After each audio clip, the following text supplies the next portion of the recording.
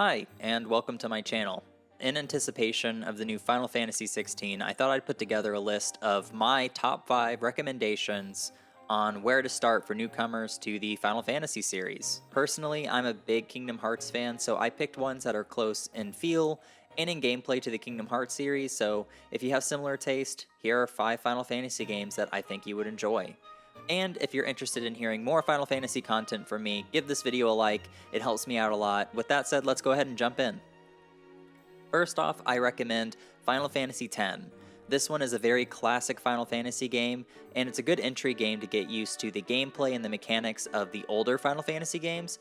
Tidus and Wakka and Auron are here, remember them from Kingdom Hearts? This is where they came from, obviously. It has a sequel, which features even more characters that appeared in the Kingdom Hearts series. It's very colorful, and the story is really awesome. The story pretty much features a time-traveling football player who takes down the Catholic Church, and it's great. Now, you may already know this game from the Ha Ha Ha cutscene. It's a huge meme, but that cutscene is given context in this game, and it's actually very touching. I highly recommend you play this game. It's a very classic feel. So if you want to feel like you're playing a quote-unquote true Final Fantasy game that's turn-based, this is a great place to start.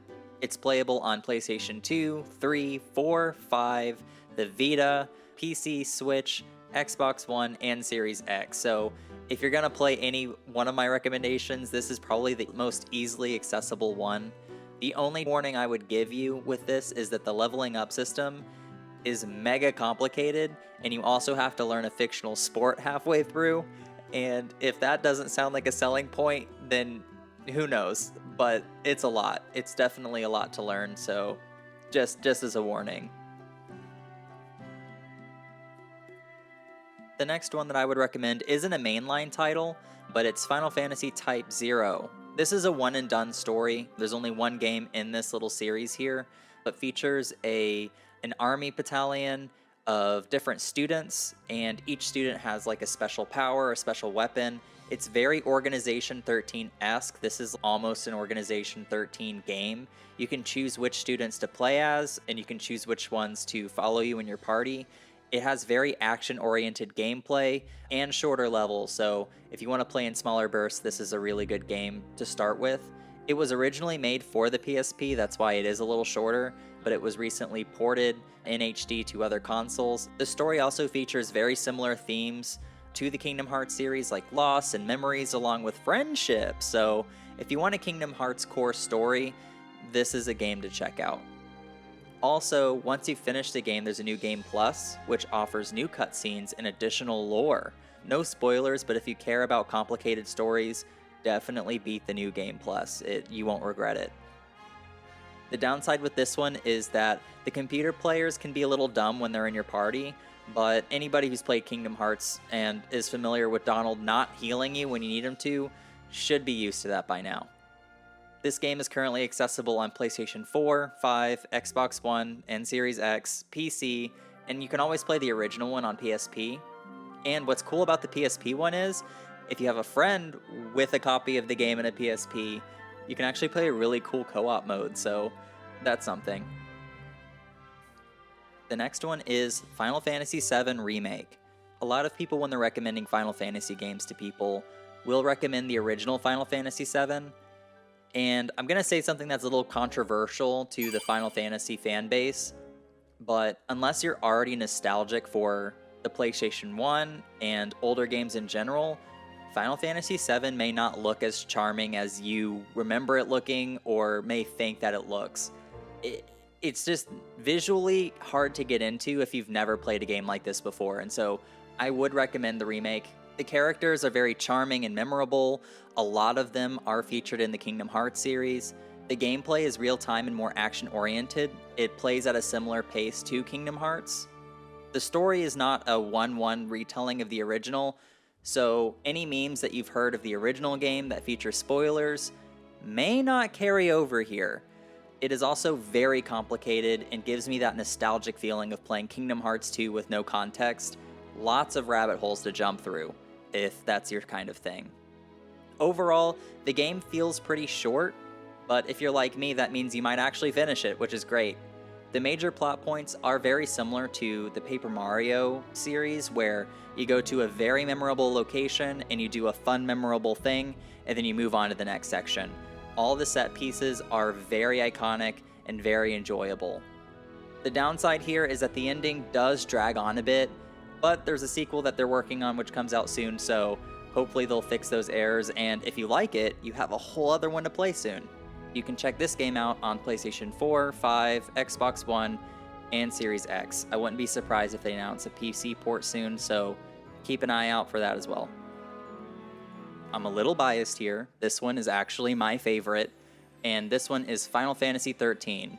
First off, out of every Final Fantasy game, the music in 13 is just the best. I love this. I listen to the soundtrack all of the time. It is so beautiful and so amazing. I would recommend this game for the music alone. Next, it has very diverse environments similar to the worlds in Kingdom Hearts. All the different areas that you go to are so stunning, and the graphics, it holds up so well given its age. I mean, this game is over 10 years old. It was on the PS3 and the Xbox 360, and it still looks gorgeous. It looks like it came out last year. But the environments are very stunning. All of the characters are very lovable dorks, but in a fun way. Lightning is a really edgy dork. Saz is a dad dork. Snow is a John Connor wannabe dork. Hope is a whiny dork. And Vanilla is an Australian dork. They're all dorks, and I love them all. And if you like this game, it's a trilogy, so there's additional content if you like it. Its combat is a real-time turn-based hybrid, so it's kind of that halfway point between real-time combat like Kingdom Hearts, but also turn-based Final Fantasy.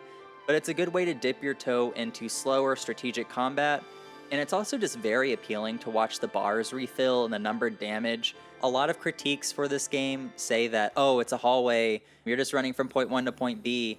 The journey is the destination. Some games are allowed to be linear, and this game is a little bit more linear than other games, but I don't think that's a bad thing.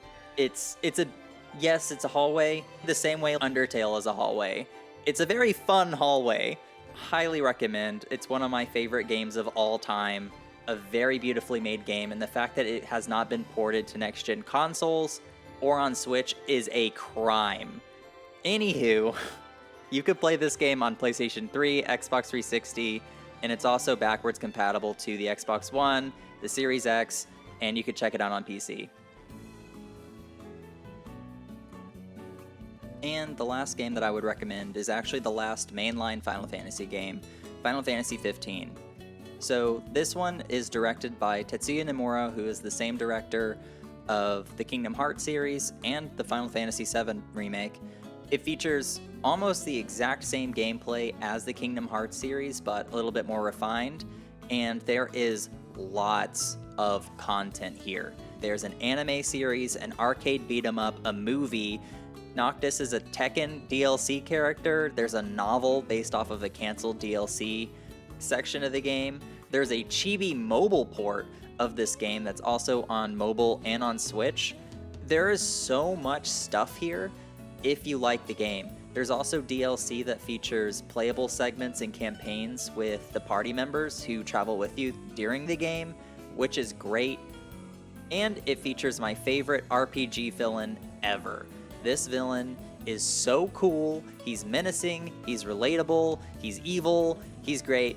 I don't want to tease too much of his backstory because I don't want to spoil anything. If you choose your game by the villain, this is a great game to choose. The party characters that travel with you have their own little quirks and banter, which reminds me of traveling with Donald and Goofy. And I wish they talked this much in the Kingdom Hearts games. I mean, the conversations that they get into and all the little things and the nuances that they do, I'm all about it. Prompto takes pictures and photos while you're traveling, and each time that you stop at a camp, he'll show you pictures that he took of your adventure, which is really cute.